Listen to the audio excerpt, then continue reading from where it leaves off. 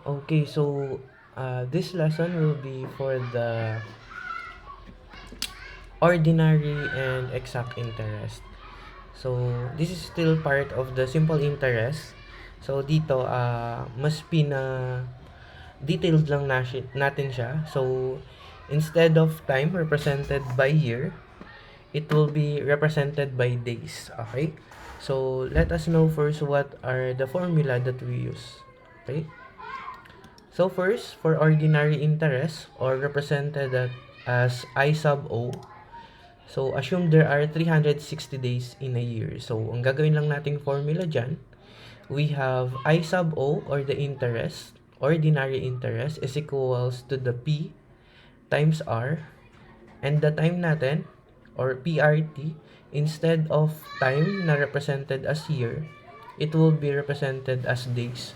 So kapag ka ordinary interest, it is 360, then yung number of days natin will be on the numerator. Then yung pinagkaiba niyan sa exact interest natin, it is still the same. So represented siya as I sub E or exact interest. Assume there are 365 days. So, I sub E is equals to the principal times the rate times the number of days na meron tayo divided by 365. So, yung pinagkaiba lang nila, yung ordinary interest, we have 360 days. And the exact interest, we have 365 days. So, this is also the same as finding the interest na meron tayo from our earlier video. So, to find the interest is equals to the principal times the rate times the time. So, the same lang siya. Pinagkaiba, instead of represented as years, they are represented as days in here. Okay? So, let us have our first example on how to solve the ordinary and exact interest. So, in here, we have a problem. Find the ordinary and exact interest on 15,300 for 90 days at 9% simple interest rate. So, dito muna tayo sa ordinary interest. So, formula natin, I sub O is equals to the principal times the rate times yung days natin, then 360 days. Okay? So, this is the days which is also given. Okay? So, kunin natin yung mga given natin. So, find the ordinary interest on 15,300 will be the principal. So, principal natin amount is 15,300.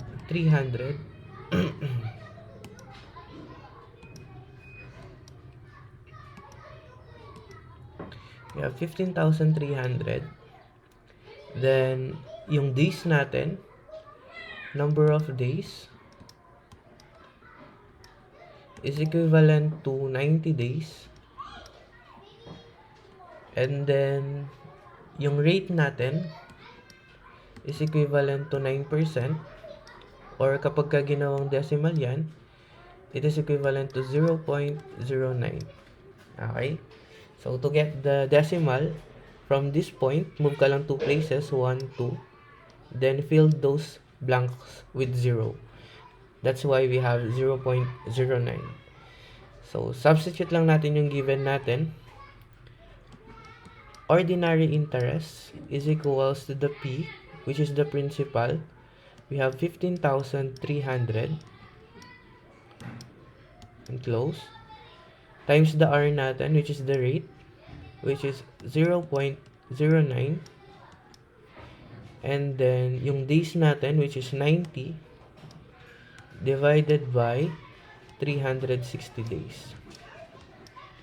So, ngayon mo, copy down mo lang muna yung dalawa, since wala ka pang gagawin sa kanila. I sub O, we have 15,300 multiply by 0.09, and then on your calculator, 90 divided by 360, that is equivalent to 0.25. Then multiply mo na yung tatlo.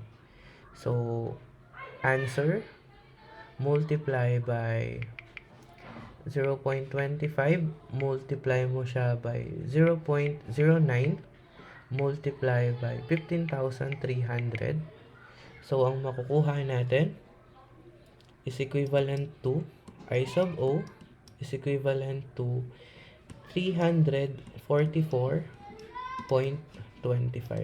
So, with 15,300 as the initial deposit and 90 days in the bank with 9% simple interest rate, it will earn 344.25 for ordinary interest. Okay. So, next naman, solve natin for the exact interest. So, for the exact interest, I sub E is equals to P times rate times yung time natin, we have days, all over 365 days. So, 360 sa ordinary, 365 sa exact interest. So, with the same given, we have 15,300 as our principal. Number of days is equivalent to 90. And then yung rate natin is equivalent to 9% or 0.09. I-plot lang natin yung given natin. Substitute lang natin sila. So, I sub E is equals to the principal natin na 15,300 multiply by rate, which is 0.09, and then we have 90 all over 365. So, copy down mo lang muna yung dalawa. Ito muna yung isolve mo para hindi ka malilito. So, I sub E is equals to the 15,300 times 0.09. So, 90 divided by 365.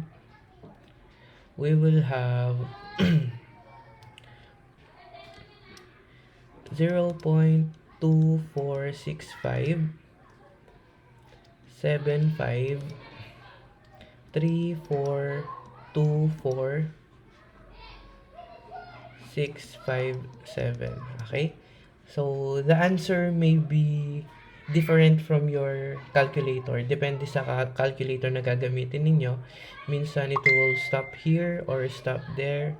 Tapos, mag-round off siya. Pero as much as possible, kunin niyo lahat ng numbers para sakto yung makuha ninyong sagot. Then, sa final answer, dun na lang kayo mag 2 decimal point. So, multiply na natin siya ngayon. I sub E. So, on your calculator, we have 15,300 times 0.09 multiply by 0.2465 75 34 24 657. This is equivalent to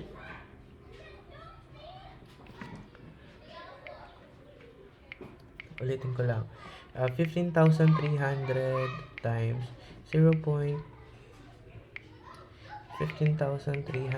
times 0.09 times 0.2465 75 34 24 657. Okay? So, the answer will be 339.53. Okay? So, pwedeng magkaiba yung sagot natin, depende sa calculator ninyo na gagamitin. So, scientific, iba yung ibibigay. And also, sa ordinary calculator, iba din yung ibibigay. So, as much as possible, kapag sa final answer, 2 decimal point na lang. So, this will be our answer now. Okay? Okay, so move on tayo sa next example.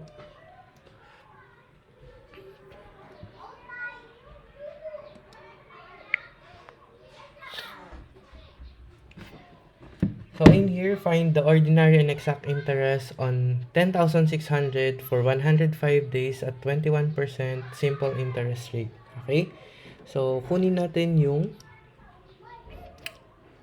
given natin. So, we are looking for the ordinary interest muna. Ordinary interest is equals to P R times the time na meron tayong days all over 360. Okay? So, kunin natin yung mga given. Principal amount is equals to 10,600. Then, yung time natin is equivalent to 105 days. Then, yung rate natin is equals to 21% or 0.21. Okay? 0.21. So, plot lang natin yung mga given natin, substitute. So, ordinary interest is equals to P, which is 10,600. Yung time natin, yung rate natin, which is 0.21. And then, yung time natin, 105 divided by 360. So, copy down mo lang muna yung 10,600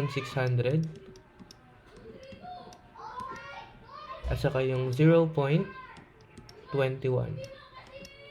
Then, focus ka muna dito, 105 divided by 360. So, 105 divided by 360, this is equivalent to 0.29166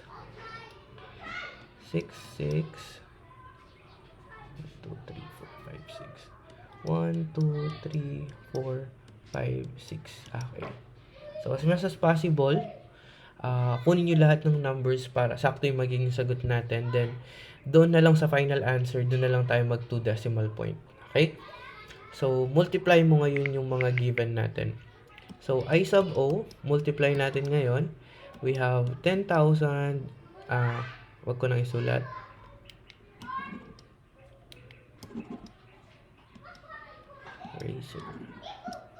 Okay. So, sa calculator ka ngayon, i-input mo yung 10,600 times 0.21 times yung nakuha natin na 105 divided by 360. We have 0.291 1, 2, 3, 4, 5, 6, 7, 8, 9, 10. 10, 6. Okay. So, ang makukuha natin is equivalent to 649.24. Okay? So, 2 decimal point na lang. Then, we will have this answer. Next, kunin naman natin yung exact interest. So, I sub E is equals to the P times the rate and then days all over 365. Yan. The same given, we have the principal amount as 10,600. We have the time that is 105 days. And then yung rate natin is equals to 0.21. So, plot lang natin yung given natin, substitute. I sub E is equals to the principal. We have 10,600 times yung rate natin 0.21 and then meron tayong 105 divided by 365. So, copy down mo lang muna yung dalawa para hindi ka nalilito, isa-isahin mo. So, we have 10,600 0.21 then 105 divided by 365, you will have 0.28767123 28,767. Okay? So, as much as possible, kunin mo yung buo. And then, multiply mo siya ngayon. So, I sub E is equals to, on your calculator now, 10,600 times 0.21 times 0.28767 1, 2, 3, 7, 8, 7, 6, 7. So, ang makukuha mo is 640.35. 2 decimal na lang. So, this will be your answer na. Okay? So, that would be all for the simple, ordinary, and exact interest. Thank you for watching.